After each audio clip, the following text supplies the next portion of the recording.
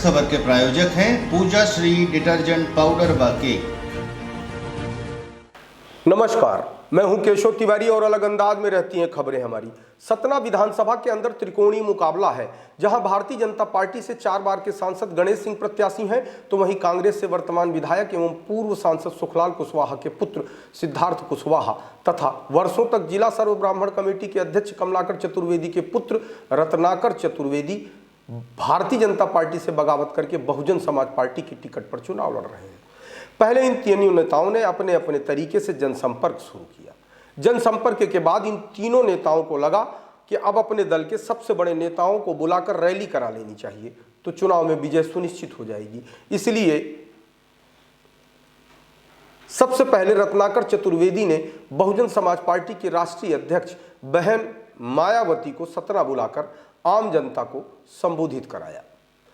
जब रत्नाकर चतुर्वेदी ने राष्ट्रीय नेता को बुलाकर अपनी चुनावी पकड़ मजबूत करने की कोशिश की, तो गणेश सिंह भी भला क्यों पीछे रहते। गणेश सिंह ने भी देश के प्रधानमंत्री नरेंद्र मोदी को ही सतना बुला लिया। उन्होंने भी आम जनता को संबोधित किया। जब बहुजन समाज पार्टी और भारतीय जनता पार्टी के प्रत्याशियों ने अपने पक्ष में 2 बड़े नेताओं की आम सभा कराई, तो भला सिद्धार्थ कुशवाहा भी क्यों पीछे रहते। उन्होंने भी राहुल गांधी को बुला लिया, जिसके इशारे पर कांग्रेस नाचती है। यह अलग बात है कि आज की तारीख में उनके पास कोई पद नहीं है, लेकिन बिना राहुल गांधी के इशारे के कांग्रेस में पत्ता भी नहीं हिलता। सतना शहर के अंदर तीनों राष्ट्रीय नेताओं की रैली हो गई। लोग कहते हैं बहुजन समाज पार्टी का अस्तित्व खत्म हो चुका है। लोग कहते हैं बहुजन समाज पार्टी करीब करीब खत्म हो चुकी है, लेकिन अगर हम रैली और जनसंख्या की बात करें तो सर्वाधिक जनसंख्या मायावती की रैली में उमड़ी, ऐसा आम जनता का कहना है। देश के प्रधानमंत्री नरेंद्र मोदी और राहुल गांधी की सभा में भी भीड़ थी, लेकिन सर्वाधिक जनसंख्या, सर्वाधिक तादाद, सर्वाधिक लोग बहुजन समाज पार्टी की रैली में थे। ऐसा इसलिए भी हो सकता है कि पिछली बार की तुलना में इस बार कुछ बड़े और नामचीन नेता बहुजन समाज पार्टी से चुनाव लड़ रहे हैं। सतना से सहकारी बैंक के पूर्व जिला अध्यक्ष रत्नाकर चतुर्वेदी, चित्रकूट से भारतीय जनता पार्टी के पूर्व प्रदेश कार्य समिति के सदस्य सुभाष शर्मा डोली, नागौर से पूर्व विधायक यादवेंद्र सिंह और रामपुर बाघेलान से पूर्व तहसीलदार मणिराज सिंह, रैगांव से देवराज अहिरवार ने अपनी ताकत दिखाई। इस कारण से भी भीड़ ज्यादा दिखाई पड़ी। सबसे बड़ी बात यह है कि इस बार रैगांव सुरक्षित सीट से भी आर्थिक रूप से संपन्न देवराज अहिरवार ने भी अपना जलवा और जुलूस बिखेर दिया है। वैसे भी बसपा के लोग समर्पित लोग हैं, हाथी के नाम पर ही वोट देते हैं। प्रत्याशी कोई भी हो, इन्हें इस बात से कोई मतलब होता भी नहीं। यदि भाषण की बात करें तो इन तीनों राष्ट्रीय नेताओं में सर्वाधिक प्रभावी भाषण देश के प्रधानमंत्री नरेंद्र मोदी का रहा। यह बात भी जनता तुलनात्मक रूप से अध्ययन करने के बाद कहती है। लेकिन राहुल गांधी की सभा होने के बाद तमाम कांग्रेसी दबी जुबान यह कहते सुने गए कि इससे अच्छा होता इन्हें न बुलाया होता। एक अच्छे खासे सिद्धार्थ कुशवाहा के चुनावी माहौल की राहुल गांधी बैंड बजा गए। लेकिन निष्कर्ष के तौर पर यदि कहा जाए तो किसी भी राष्ट्रीय नेता के आने से सतना के स्थानीय प्रत्याशियों के चुनावी परिणाम पर कोई असर पड़ने वाला नहीं है।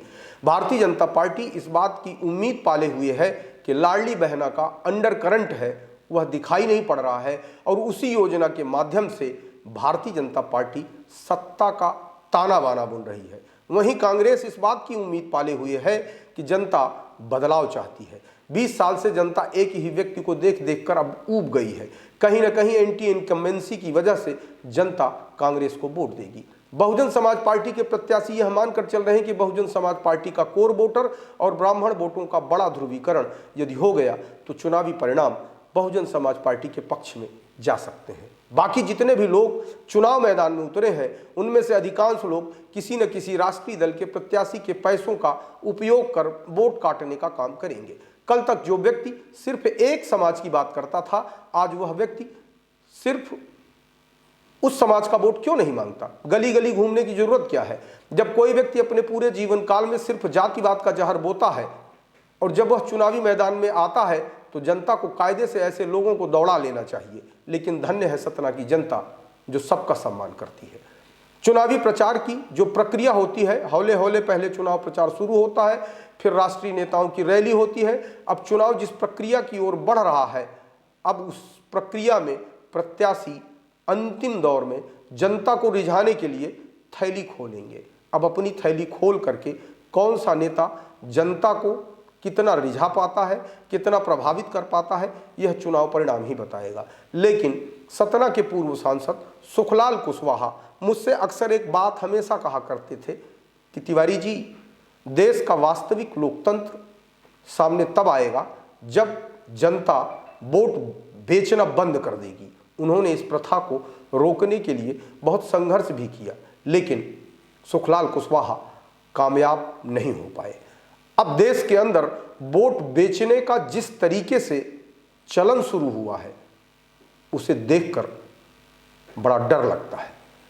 आज की तारीख में जनता वोट बेचने के लिए तैयार बैठी है और फिर जब ये वोट के सौदागर वोट खरीद कर चुनाव जीत जाते हैं, फिर यही जनता 5 साल इन नेताओं को गाली देती है और सवाल उठाती है कि आपने इतने सालों में क्या किया।